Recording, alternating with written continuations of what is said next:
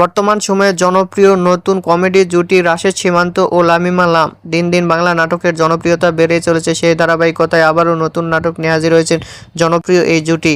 নাটকটির নাম যাহা বলিব সত্যি বলিব। এই নাটকটিতে অভিনয় করেছেন বর্তমান সময়ের আলোচিত অভিনেতা রাশেদ সীমান্ত ও আলোচিত অভিনেত্রী লামিমা লাম। এই নাটকটি রচনা করেন আবির ফেরদৌস এবং পরিচালনা করেন শাহাদুন নবী। এই নাটকটি খুব শীঘ্রই 360 ডিগ্রি ড্রামা ইউটিউব চ্যানেলে প্রকাশিত হবে। আপনারা দেখতে চাইলে অবশ্যই 360 ডিগ্রি ড্রামা ইউটিউব চ্যানেলে চোখ রাখুন এবং নিয়মিত নতুন নতুন নাটকের আপডেট পেতে হলে অবশ্যই চ্যানেলটিকে সাবস্ক্রাইব করে রাখুন। পরবর্তী ভিডিওর জন্য অপেক্ষা করুন।